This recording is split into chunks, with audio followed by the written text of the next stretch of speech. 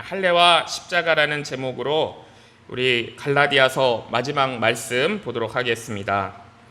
자, 이 어느 전시장의 유명한 배우의 이 모습을 그 밀랍으로다가 아주 정교하게 만들어 가지고 이 전시해 놓은 사진을 본 적이 있는데요. 자, 그 밀랍 인형은 정말로 실제 배우하고 거의 구별하기 어려울 정도로 아주 디테일하게 얼굴도 똑같고 키도 똑같고 이 몸의 비율 같은 것도 실제와 똑같이 만들었대요. 자, 사람들이 그 정교함에 감탄하며 옆에서 막 사진을 찍고 있더라고요. 자, 그런데 그렇게 아무리 정교하게 만들었을지라도 아무리 실제와 비슷하다고 해도 자, 그 밀랍 인형은 진짜 배우를 대신할 수는 없겠죠. 만약 그 자리에 그 배우가 실제로 이제 오게 된다 그러면 사람들의 관심은 더 이상 그 밀랍 인형에 가지지가 않을 것입니다. 왜냐하면 모형은 어디까지나 실체를 보여주기 위한 것이지 실체를 대신할 수 있는 것은 아니기 때문이죠. 자, 오늘 우리가 이 갈라디아서 마지막 결론 부분 아주 중요한 말씀, 우리가 책을 덮을 때 항상 그 마지막이 중요한 말씀인데요. 그 마지막을 대하고 있습니다. 자, 그런데 오늘 마침 또 이 PPT가 안 돼서 좀 죄송스럽게 생각하고, 자, 그렇지만 우리 성도님들 잘 집중해 주시기 바랍니다. 자, 사도 바울이 이 마지막 부분에서 지금까지 설명해 왔던 그 복음의 핵심을 다시 정리하고 요약하고 있습니다. 자, 그게 뭐냐면 율법과 십자가의 관계를 얘기하고 있는 거예요. 율법과 십자가의 관계. 자, 율법이 무엇인가? 율법은 실체가 아니라는 것이죠. 자, 율법이라는 것은 그 실체를 보여주기 위한 그림자 모형이라는 것입니다. 아무리 그림자가 실제 모습을 잘 보여주고 있다고 해도, 아무리 모형이 실제와 비슷하게 만들어졌다고 해도 실체가 될 수는 없다라는 거예요. 그리고 아무리 그 모형과 그림자가 지금까지 필요했을지라도, 유익한 역할을 많이 했을지라도 실체가 오게 되면, 나타나게 되면은 이제 그 역할은 끝난다라는 것입니다. 자, 그런데 유일하게 이제 그렇게 하지 않으려고 했던 것이 있던 것이죠. 실체가 나타났는데도 불구하고 오히려 그 실체를 대신하려고 하면서 실체를 밀어내려고 했던 것이 있었다는 거예요. 그게 바로 율법이다라는 것입니다. 자, 그래서 사도 바울은 이 갈라디아서 마지막 부분에서 분명하게 선언하고 있습니다. 예수 그리스도의 십자가가 실체니까. 자, 지금 더 이상 율법은 우리를 구원하는 자리에 있어서는 안 된다라는 거예요. 자, 그리고 사도 바울이 중요한 결론을 아주 특별한 방식으로 기록하고 있습니다. 우리가 11절 말씀을 보면 내 손으로 너희에게 이렇게 큰 글자로 쓴 것을 보라라고 이렇게 말씀하고 있죠. 자, 우리가 이제 학자들이 얘기하는 바로는요, 당시 사도 바울이 이제 편지를 쓸 때는 대부분 자필로 쓰지 않고 옆에 있는 사람에게 내용을 불러줘서 대필한 것으로 보고 있습니다. 왜냐하면 사도 바울이 이 눈이 안 좋아가지고 시력 때문에 이 작은 글씨가 쓰기가 굉장히 어려웠던 거예요. 작은 글씨를 쓰고 읽는데 굉장히 어려움이 있었습니다. 자, 그래서 평소에는 다른 사람을 옆에 두고 이제 편지를 기록하게 했는데, 그렇지만은 이 편지의 마지막 부분만큼은 자신의 손으로 직접 큰 글씨를 이렇게 쓰는 것이죠. 기록하는 것이죠. 자, 그건 이제 무엇을 의미하는 거냐면 이 편지가 분명히 사도 바울 자신이 보낸 편지다라는 표시이기도 하고요. 또 동시에 이 마지막 결론 부분이 정말로 이 갈라디아 성도들이 주의 깊게 읽고 마음에 새기기를 바라는 간절한 마음이 담겨 있다라고 얘기할 수 있습니다. 자, 우리 교회는요, 하나님의 백성들의 모임이 바로 교회잖아요. 자, 그렇지만 교회는 연약한 우리 인간들의 모임이기도 합니다. 자, 그렇기 때문에 이 땅에 있는 모든 지상교회는 언제나 크고 작은 문제가 있는 거예요. 자, 교회에 아무 문제가 없기를 기대하는 것은, 그러니까 마치 병원에 환자가 하나도 없기를 기대하는 것과 똑같은 것이죠. 물론 병원에 환자가 없으면 너무나 좋을 것입니다. 그러나 이 세상에 질병이 존재하는 이상 병원에 환자는 반드시 있게 마련이에요. 자, 교회도 마찬가지입니다. 우리 인간의 죄와 연약함이 없어지지 않는 이상 교회는 조용할 수는 없어요. 자, 그렇지만은요, 때때로 문제가 정말 교회가 감당하기 어려울 정도로 심각해지면 교회 전체는 큰 혼란과 위기에 빠질 수가 있는 것입니다. 자, 이 갈라디아 교회를 이렇게 큰 혼란에 빠뜨렸던 문제가 우리가 계속 보아왔지만은 할례 문제였어요. 자, 물론 오늘날 우리는 상황이 다르죠. 이 우리에게 할례라는 것은 더 이상 우리 신앙의 문제가 되지 않고 있어요. 자, 지금은 어느 누구에게도 당신들 예수님 믿으려면은 반드시 할례 받아야 된다라고 그렇게 주장하는 사람도 없죠. 자, 그러나 당시 초대교회 안에서는요, 이 할례 문제가 정말 교회를 뿌리채 흔들릴 만큼 아주 심각한 문제였습니다.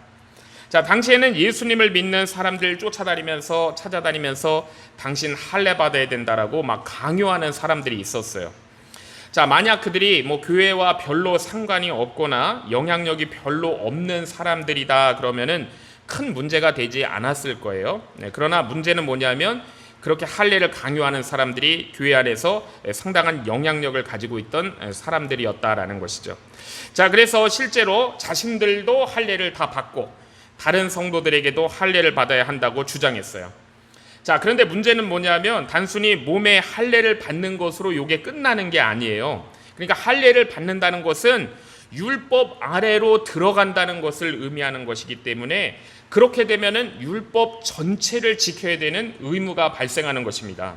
결국 자, 그렇다면은 율법은 어디까지 지켜져야 되는 것인가? 그러면 예수 그리스도의 이 십자가 복음이라는 것은 무엇인가? 율법과 복음의 관계가 어떤 관계인가? 이렇게 더 근본적인 문제로 나아가고 이런 문제들이 복잡하게 얽히게 되는 거죠. 자, 그래서 이 문제가 점점 어려웠던 이유는 할례와 그 율법이라는 것이 전혀 근거가 없는 어떤 인간의 전통이 아니잖아요. 그렇죠? 그러니까 할례는 분명 하나님께서 아브라함에게 명령하신 것이었고 율법도 하나님께서 모세를 통해 하나님의 백성들에게 주신 것이었어요. 다시 말하면은 이 할례라든지 율법이라는 것은 분명한 성경적인 근거를 가지고 있는 것이었습니다. 자, 그래서 이제 질문들이 생기는 거예요.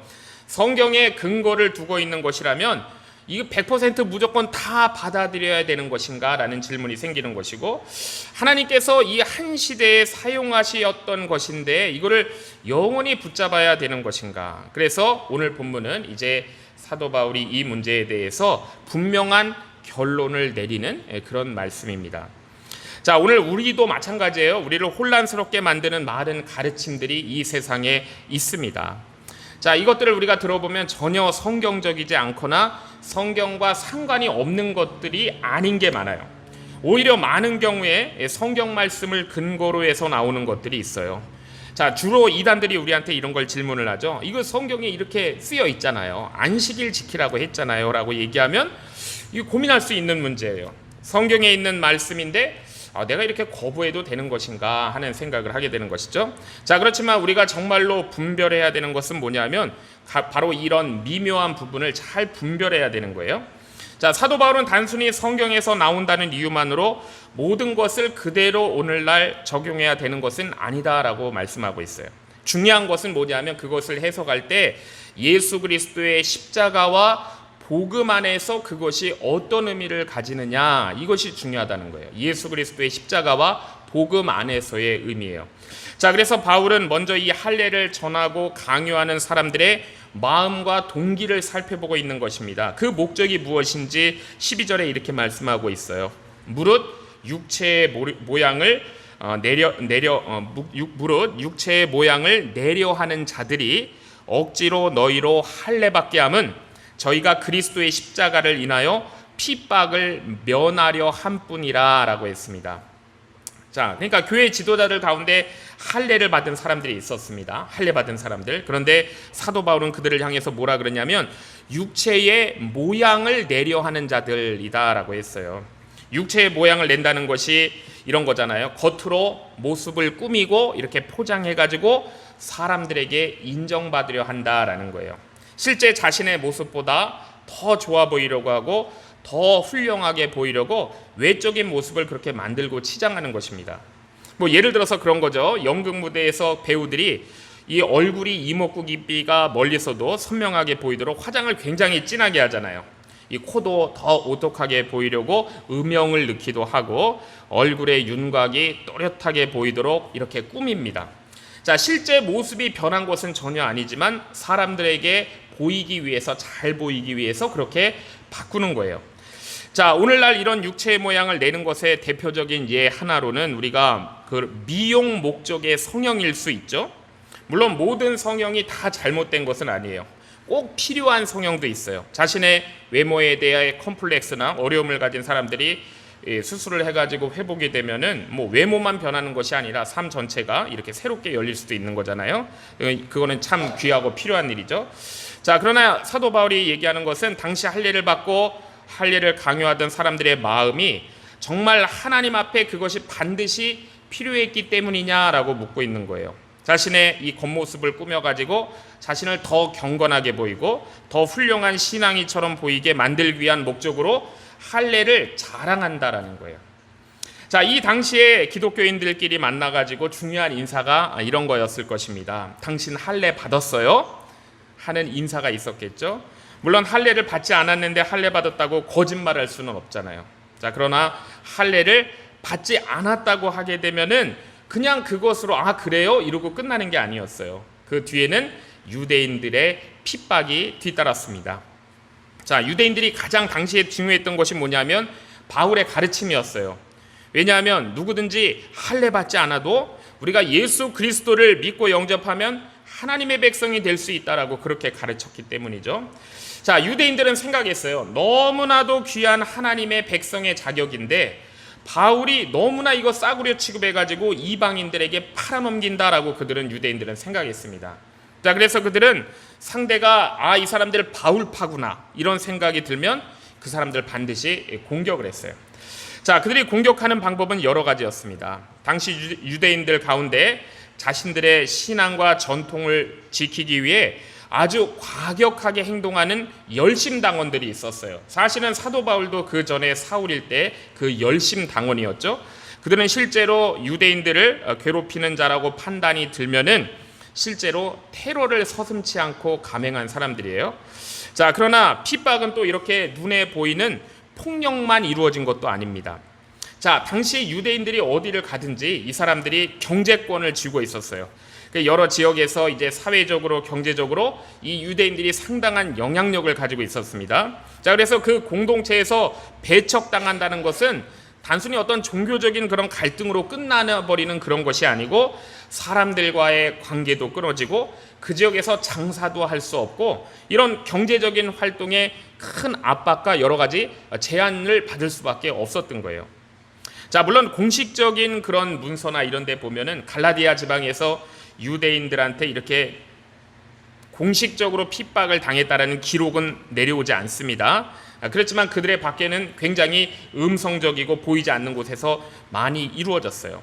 자, 그리스도인들이 모여 예배드리는 장소를 습격하기도 하고 사람들을 거기서 때리기도 하고 구타하기도 하고 때로는 경제적으로 압박하면서 굉장한 고통을 많이 주었습니다. 자, 그러다 보니까 이제 그리스도인들이 어떤 생각을 하게 됐냐면 그러면 그냥 두 가지를 다 하면 될 것이 아닌가라고 생각을 하게 된 거예요. 우리가 예수님도 믿고 유대인들과는 그들과의 갈등을 피하기 위해서 우리가 할례도 받으면 되지 않을까라고 생각을 한 거죠. 그러니까 신앙적으로는 나는 십자가를 붙든다라고 얘기하면서 사람들에게 인정받고 불이익을 피하기 위해 할례도 받아들이게 된 거예요. 유대인들 앞에서는 율법을 따르는 사람처럼 보이는 것이고 교회 안에서는 그리스도인처럼 이렇게 행동하는 것이죠. 자, 그런데 시간이 지나면서 문제가 거기서 끝나지가 않았습니다. 우리가 13절 말씀을 보면은요, 이렇게 말씀해요. 할례 받은 저희라도 스스로 율법은 지키지 아니하고 너희로 할례 받게 하려 하는 것은 너희의 육체로 자랑하려 함이니라라고 했습니다. 자, 그러니까 바울은 그들의 더 깊은 문제점을 지적하고 있는 거예요. 그들은 자신들이 할례 받은 것 그것만으로 만족을 하지 않고요.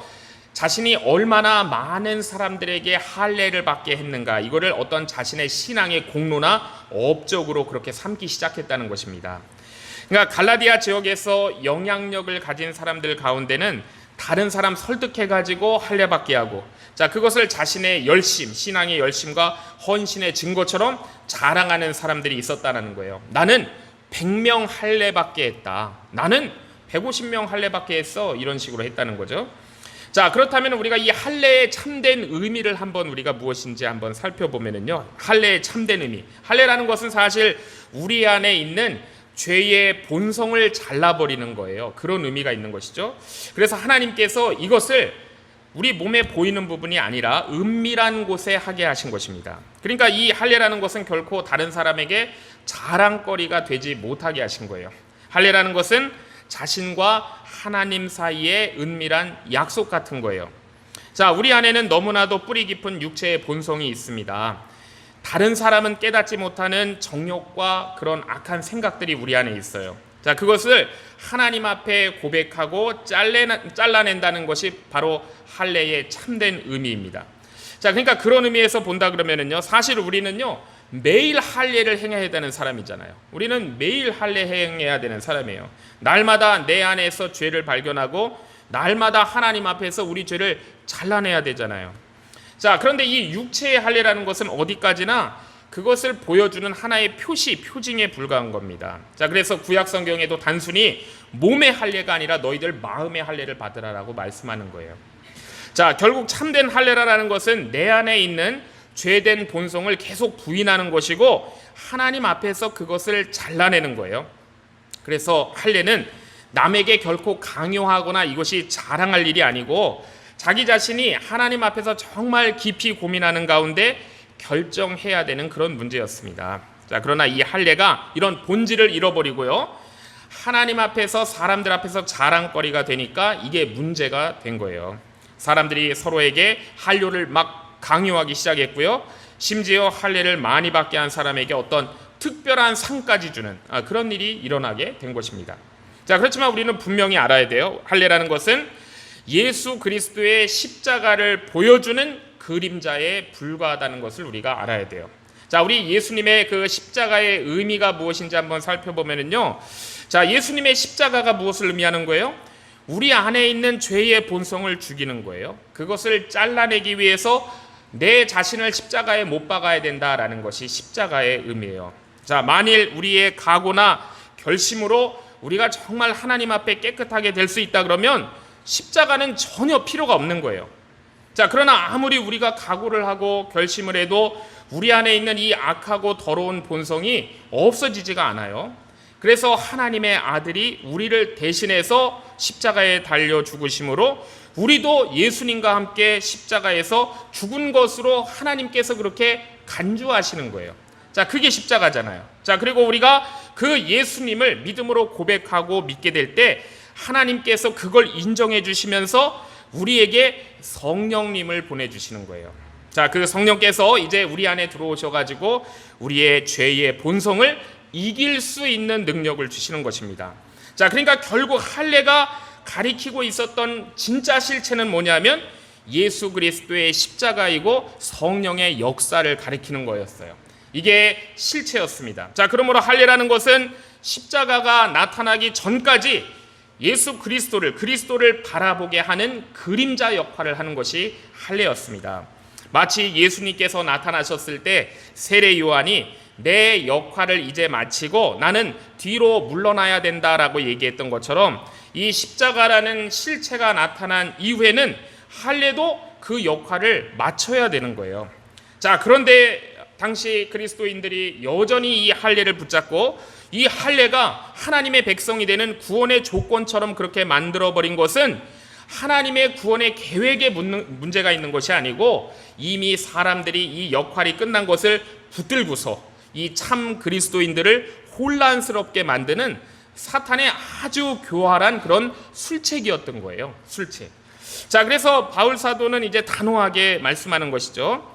할례가 다시 구원의 자리로 올라와서는 안 된다라는 거예요. 왜냐하면 그렇게 되면 십자가라는 실체가 가려지기 때문이다라는 것입니다. 진짜 주인공이 나타난 거예요. 그러면 그 밀랍 인형은 아무리 그게 똑같이 생겼 거고 디테일해도 주인공의 설 자리로부터 내려와야 되는 것이죠. 그러니까 십자가 사건이 있고 성령이 오셨기 때문에 더 이상 할례가 사람을 구원하는 조건이 되거나 자랑거리가 되면 안 된다라는 거예요. 자, 이제 우리가 붙들고 자랑해야 될 것은 오직 하나라는 것입니다. 우리 주 예수 그리스도의 십자가뿐이다라는 거예요. 자, 그러면서 사도 바울은 그리스도의 십자가에 대하여 이렇게 증거하고 있습니다. 우리 14절 말씀을 한번 같이 읽어볼게요. 14절입니다. 시작.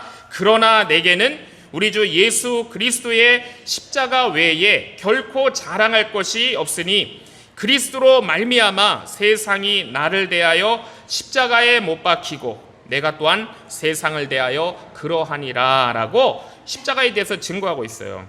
자, 여기서 성경은 육체의 모양을 내려고 하는 사람들과 사도 바울 자신을 분명하게 구별하고 있는 걸 볼 수 있어요.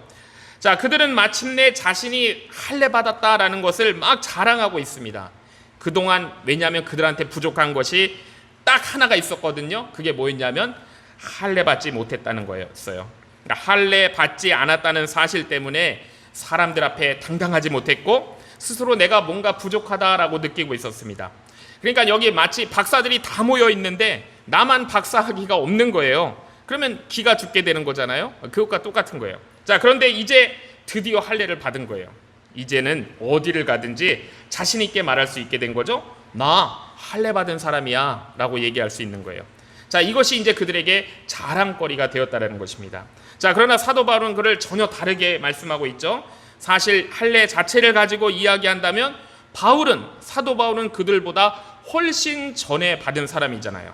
바울은 태어난 지 8일 만에 그 규례를 따라서 할례를 받은 정통 유대인이에요. 누구보다 율법의 열심당원이었습니다. 자, 그러나 바울은 이제 그런 것을 더 이상 자랑하지 않는 거예요. 오히려 이렇게 고백하고 있습니다. 내게는 우리 주 예수 그리스도의 십자가 외에는 결코 자랑할 것이 없다라고 고백하는 거예요. 자, 왜 그런가 하면요. 자, 왜냐하면 그 십자가가 자신을 하나님께 나아가게 한 거예요. 그 십자가가 사도 바울로 하여금 하나님의 은혜 안으로 가도록 한 거예요. 그러니까 자신을 구원한 것은 그 율법 할례가 아니고 자신의 조건도 아니고 열심도 아니고 어떤 자신의 그런 할례라는 종교적 자격도 아니고 오직 그리스도의 십자가가 자신을 구원했다라는 것을 분명히 선포하고 있는 것입니다. 자, 여기서 사도 바울은 십자가 안에 있는 삶 그리고 세상 안에 있는 삶을 분명하게 구별하고 있어요. 십자가 안에서의 삶, 세상 안에 있는 삶. 자, 십자가 안과 세상은 분명히 서로 다른 영역이에요.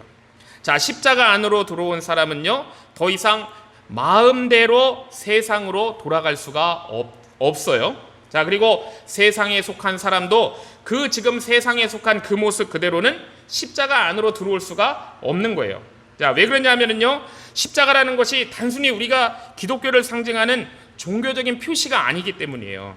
십자가는 그리스도 앞에서 내 자신이 철저히 죄인임을 인정하고 나를 완전히 부인하는 것이 십자가예요. 자, 이것은 우리가 마치 결혼과 비슷한 거예요. 자, 결혼은 누군가와 그냥 잠시 좋은 시간을 보내는 그런 데이트가 아니잖아요. 단순히 우리가 마음 맞을 때만 함께하는 관계가 결혼이 아니잖아요. 자, 결혼한다는 것은 자신을 상대방한테 맡기는 거예요. 자, 이제부터는 혼자가 아니고 함께 살아가는 거예요. 자, 결혼하면 이전과 똑같은 생활 방식으로 살 수가 없게 돼요. 어디에 갈 건지, 무엇을 결정할 것인지, 어떻게 살 것인지 모든 것을 배우자와 함께 생각해야 돼요. 그러니까 결혼한 사람은 더 이상 나 혼자만의 삶을 살지 않잖아요. 언제나 배우자와 함께 그 관계 안에서 생각하고 결정하게 되잖아요. 자, 그런데 우리 신앙도 똑같은 거예요. 우리가 예수님을 믿는다는 것은 예수 그리스도와 결혼하는 거예요. 예수 그리스도와 연합하는 것입니다. 그러니까 그분을 내 삶의 주인으로 받아들이는 것, 이것이 우리의 신앙생활이에요. 자, 그런데 우리가 믿는 예수님이 어떤 분이시냐 하면은요, 세상적으로 볼 땐 너무나 초라한 분이셨어요. 너무나 초라하고 비참한 모습으로 십자가에 돌아가신 분이세요. 자, 그래서 사람들은 그 십자가를 너무나 부끄럽게 여겼습니다. 유대인들은 너무나 수치스럽게 여겼어요. 실패와 저주의 상징으로 보았어요. 자, 그러나 우리 예수 그리스도를 믿는 우리 그리스도인들은 그 십자가를 부끄러워하지 않는 거예요. 그것을 오히려 사랑하고 우리는 자랑합니다. 왜냐하면 그분이 내 죄 때문에, 당신 죄 때문에 돌아가신 것이 아니고 내 죄 때문에 나를 위하여 죽으셨다라는 것을 알기 때문이에요.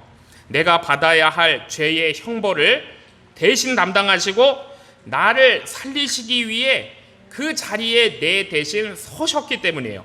자, 만약 어떤 사람이 나를 살리기 위해 대신 죽었다고 가정해 보세요.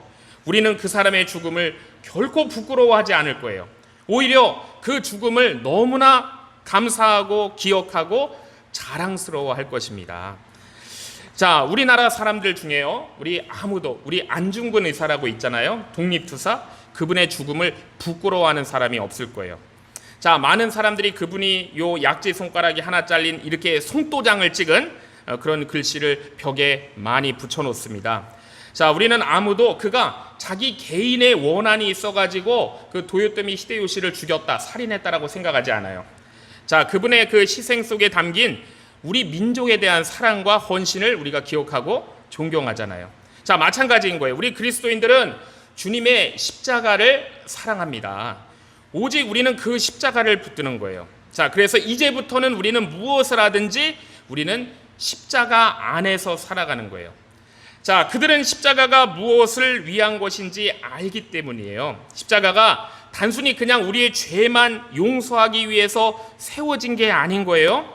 자, 이제부터는 그 십자가는 우리가 정욕대로 살지 않고, 육신의 정욕대로 살지 않고 하나님의 뜻대로 살도록 하기 위해서 세워진 것이 바로 십자가인 거예요. 자, 그래서 어떤 일을 내 욕심대로 하려고 할 때 우리에게 십자가가 생각나는 거예요. 내 뜻과 내 욕망을 쫓아 살려고 할 때 주님의 십자가가 우리의 마음에 떠오르게 되는 거예요. 자, 그러면 우리는 그 주님의 그 존귀한 죽음을 헛되이 할 수 없기 때문에 내 욕심과 내 욕망을 내려놓게 되는 것입니다. 자, 또 어떤 죄의 유혹 앞에 우리가 서게 됐을 때에도 그 순간 그 십자가의 그림자가 우리의 마음에 드리워지는 거예요. 아, 주님께서 나를 건지시기 위해 십자가에서 돌아가셨구나라는 사실을 우리가 기억하게 되면서 우리 그리스도인들이 세상에 살고 있지만 우리가 세상의 모든 것을 내 마음대로 다 하면서 사는 사람들이 아니에요. 자, 그렇기 때문에 우리가 세상 가운데 살아도 우리가 분명하게 할 수 있는 일이 있는 것이고 우리가 분명하게 할 수 없는 일이 있는 것이고 우리가 가야 하는 길이 있는 것이고 더 이상 가지 않아야 되는 길이 우리 그리스도인들에게 있는 것입니다. 자, 참으로 우리 마음 가운데 이 마음에 주님을 믿는 사람들의 특징이 무엇인가? 더 이상 이 과거의 죄 짓는 생활로 돌아갈 수 없는 거예요. 자, 예수님 믿고 나서 생활이 우리가 더 안 좋을 수도 있어요. 어려울 수도 있어요. 장래가 보장되지 않을 수도 있습니다. 그러나 분명한 사실 하나는 뭐냐면 절대로 내가 과거에 하나님 없이 살았던 그 삶으로 돌아갈 수는 없다라는 건 분명한 사실이에요. 그래서 이것이 너무나도 확고한 사람이 참 그리스도인인 것입니다. 자, 그런데 믿는다고 해요. 믿는다고 소문은 나 있는데 내 마음 안에 믿기 전과 믿은 후의 차이가 아무것도 없는 것, 이 발견하지 못한 사람은요 아직 예수님을 모르는 사람이에요. 아직 십자가를 무엇인지를 잘 알지 못하는 사람입니다. 세상과 그리스도인을 구별할 수 없는 거예요. 예수님을 알기는 알아요, 어떤 분인지. 그렇지만 예수님과 결혼한 사람은 아닌 거예요.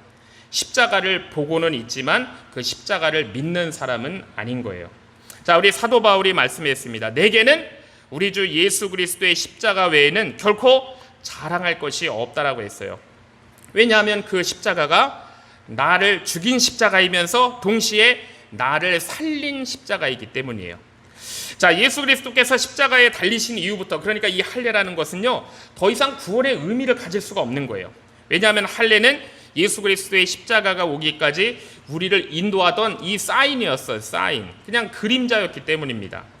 자, 우리가 몸의 작은 부분을 잘라내가지고 장차 우리 안에 있는 옛사람이 그리스도와 함께 죽고 새로운 사람이 되는 더 크고 놀라운 사건을 미리 보여주신 예표, 우리의 몸의 작은 부분을 잘라냄으로써 그게 할례예요.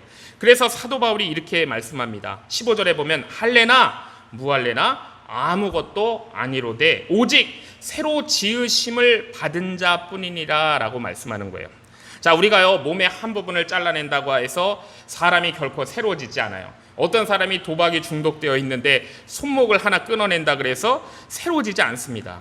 그러니까 겉모습이 바뀌고 외적인 표시를 가진다고 해서 사람의 마음까지 변하는 건 아니기 때문이에요. 사람은 외적인 변화만으로 결코 새 사람이 될 수 없어요. 어떤 사람은 자신의 잘못된 습관을 끊기 위해서 극단적인 결심을 하는 사람들도 있죠. 자, 그러나 몸에 어떤 흔적을 남긴다고 해서 마음속 깊은 곳의 죄 문제가 결코 해결되지 않는 거예요. 자, 사람이 죄의 지배에서 벗어나기 위해서는 내면 깊은 곳에서의 인격적인 변화가 일어나야 돼요.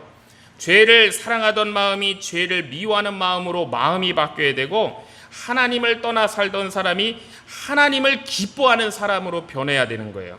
자, 이것은 단순히 우리 생각이 조금 달라지는 것이 아니에요.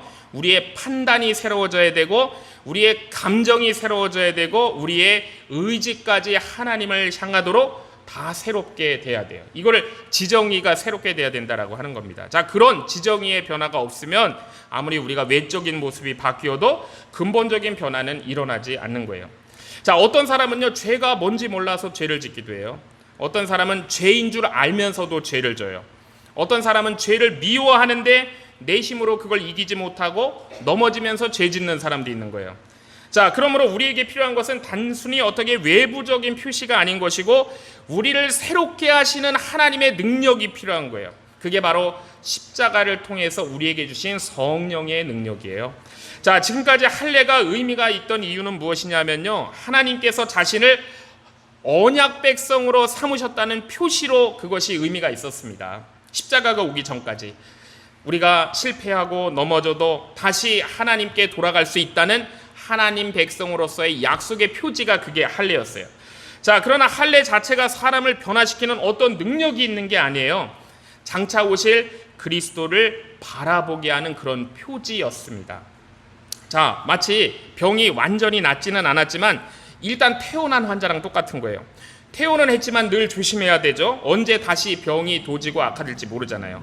몸이 나빠지면 다시 병원 가야만 되는 거예요. 자, 그러나 예수 그리스도의 십자가와 성령의 역사는 훨씬 더 큰 은혜인 거예요.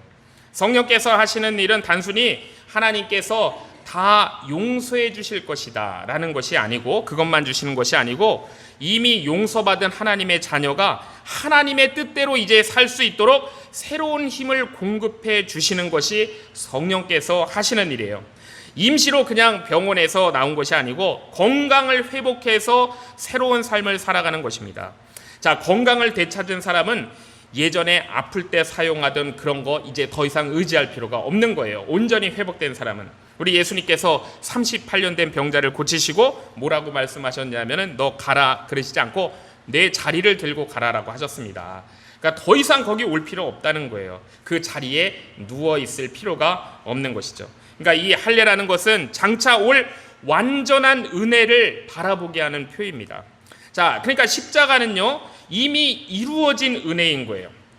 할례는 바라보는 것이고 십자가는 이미 이루어진 은혜예요. 그러니까 십자가 안에서 우리는 용서를 받았고 성령 안에서 새로운 삶을 살아갈 힘을 얻는 거예요. 자, 그러면은 우리가 이제 결론은 쉽게 내릴 수 있죠. 십자가가 중요한 거예요, 할례가 중요한 거예요? 십자가가 중요한 거예요. 실체가 오면 그림자는 역할이 끝난 것입니다. 자, 이미 목적지에 도착했는데 계속 그거 안내에 표지판 사인 붙들고 있는 거랑 똑같은 거예요. 예수 그리스도께서 오셨기 때문에 이제 우리가 붙들어야 되는 것은 그림자가 아니고 실체이신 예수님을 붙들어야 되는 거예요. 자, 그런데 당시 어떤 사람들이 이런 얘기했어요. 바울한테. 바울이 할례 받았잖아요. 그 사실을 들춰내면서 타협하려고 했습니다. 그래서 17절 보면은 이후로는 누구든지 나를 괴롭게 하지 말라라고 하고 있어요. 내가 내 몸에 예수의 흔적을 가졌다라고 하고 있습니다. 자, 어떤 사람들이 바울에게 이렇게 얘기했을 거예요. 당신도 할례 받은 사람이잖아. 그런데 왜 그렇게 할례를 막 계속 반대하면서 사람들과 사람들 사이에 갈등을 일으키는 거야? 우리가 조금만 마음을 넓게 가지고 우리가 타협하면 될 거 아니야. 자, 그렇지만 바울은 분명하게 얘기하는 거예요. 더 이상 나를 괴롭게 하지 말라라는 거예요. 더 이상 나를 괴롭게 하지 말라. 자, 그러니까 이 문제에 대해서는 우리가 타협할 여지가 없는 것이다라는 거예요. 자, 이건 단순히 어떤 의식적인 그런 문제가 아니고 복음의 본질과 관련된 문제, 아주 핵심적인 문제다라는 것입니다. 자, 바울은 자신에게 이미 예수 그리스도의 흔적을 가지고 있다고 얘기해요.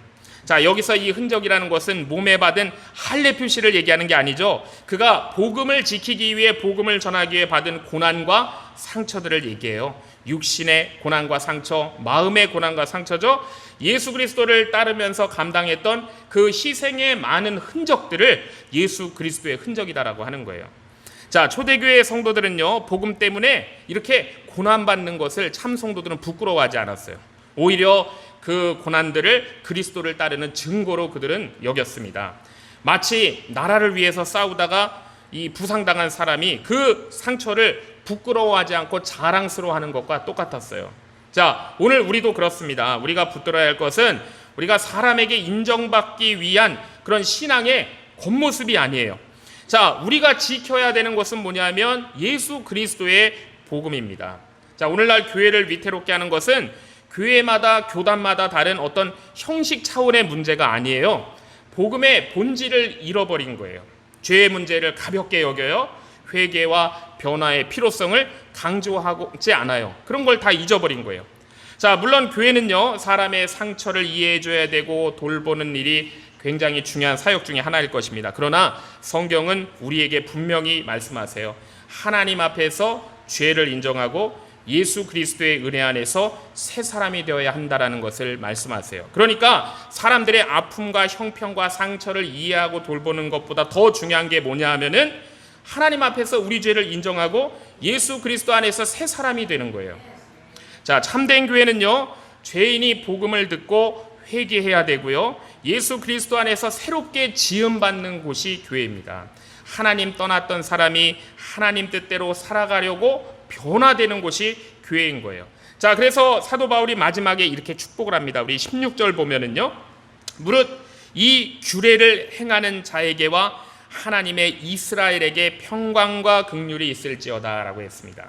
자, 바울은 예수 그리스도의 복음을 여기서는 규례다라고 표현했어요. 규례, 이 구약적인 표현이죠. 규례라고 표현하고 있고, 이 진리를 붙드는 자들이 누구인가? 하나님의 진정한 구약적인 표현에 이스라엘이다라고 부르고 있는 거예요. 자, 다시 말해서 복음이야말로 참된 하나님의 율법인 것이고, 이 복음을 붙드는 사람들이 그 하나님의 기뻐하시는 참 이스라엘이다라는 뜻이에요.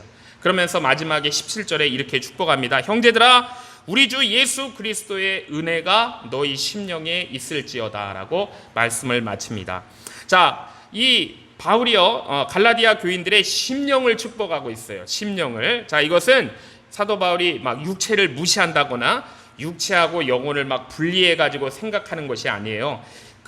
우리 그리스도인들에게 가장 먼저 변화가 일어나는 것이 우리의 심령이기 때문이에요. 자, 그리고 이 심령에, 여기에 하나님의 축복이 가장 먼저 임하는 곳이기 때문에 심령을 축복하는 것입니다. 자, 지금 갈라디아 교인들은요, 육체를 자랑하는 그들로부터 그들의 심령이 너무나 큰 상처를 받아 있어요. 그래서 그들에게 위로와 평화와 기쁨이 필요한 거예요. 그래서 그들의 심령을 축복하고 있습니다. 자, 하나님의 은혜가 우리의 심령을 붙들면은요, 우리가 다시 일어설 수 있는 거예요. 십자가의 복음이 우리의 심령 가운데 살아있으면 우리가 어떤 어려운 가운데에서도 믿음으로 우리가 전진할 수가 있는 거예요. 그러니까 결국 우리를 살리는 것은 우리의 어떤 자랑이나 노력이나 우리가 가진 조건이 아니고 우리 주 예수 그리스도의 그 십자가와 은혜다라는 것입니다. 자, 그 은혜 안에서 우리가 날마다 우리의 지정의가 새롭게 지음을 받고 정말로 하나님이 기뻐하시는 참 이스라엘로 우리 살아가시고 승리하시는 저와 주의 성도님들 되시기를 주의 이름으로 축복합니다. 알겠습니다. 하나님 아버지, 오늘 주신 말씀 통하여 우리에게 참 복음이 무엇인지 다시 깨닫게 하시니 감사합니다. 우리가 종종 사람에게 보이는 것을 자랑하고 우리의 노력과 조건과 외적인 모습을 의지하며 살 때 많았습니다. 그러나 우리를 살리는 것은 그런 자랑이 아니라 오직 예수 그리스도의 십자가임을 다시 중심으로 고백합니다. 우리 안에 남아있는 육체의 자랑을 다 내려놓고 주의 십자가 앞에서 아무것도 아님을 깨닫는 저희들 되게 하여 주시옵소서. 예수 그리스도께서 나의 죄를 대신 지시고 십자가 지신 것을 기억하며 다시는 옛사람의 모습으로 돌아가지 않게 하옵소서. 세상이 나를 대하여 십자가에 못 박히고 내가 세상에 대하여 십자가에 못 박힌 사람임을 알고 살게 하옵소서. 주님, 우리를 단지 용서받은 사람으로 머물게 하지 마시고 성령의 능력 안에서 새롭게 지음받은 새 창조된 새 사람의 삶을 살게 하옵소서. 우리의 생각과 마음과 삶이 모두 다 새롭게 변화되어 하나님의 뜻을 기뻐하며 순종하는 참 하나님의 이스라엘 되게 하여 주시옵소서. 사도 바울이 자신의 몸에 예수의 흔적을 가졌다고 고백한 것처럼 우리도 복음을 부끄러워하지 아니하고 우리의 삶 속에 주의 은혜와 사랑의 흔적을 남기는 하나님의 존귀한 성도들 되게 하여 주시옵소서. 우리의 유일한 자랑이 오직 예수 그리스도의 십자가 되게 하시고 그 십자가의 은혜가 우리의 심령 가운데 충만케 하셔서 그 은혜로 믿음의 길을 담대히 걸어가 승리하는 저희를 되게 하여 주시옵소서. 이제는 우리를 살리기 위하여 십자가에서 자신의 모든 것을 내어주시고 우리의 유일한 자랑이 되시는 우리 주 예수 그리스도의 은혜와 죄 가운데 있던 우리를 사랑하셔서 그리스도 안에서 새롭게 지으시고 하나님의 참 백성 삼아주신 하나님 아버지의 극진하신 사랑과 우리 안에 거하시며 옛사람을 이기게 하시고 날마다 십자가의 능력으로 살아가게 하시는 성령 하나님의 인도하심과 교통하심이 이제 육체의 자랑을 다 내려놓고 오직 예수 그리스도의 십자가만 자랑하며 새롭게 지음받은 하나님의 참 이스라엘로 살기를 소망한 주의 귀한 성도들과 그 가정과 우리 연합교회 위에 이제로부터 영원토록 함께 있을지어다. 아멘.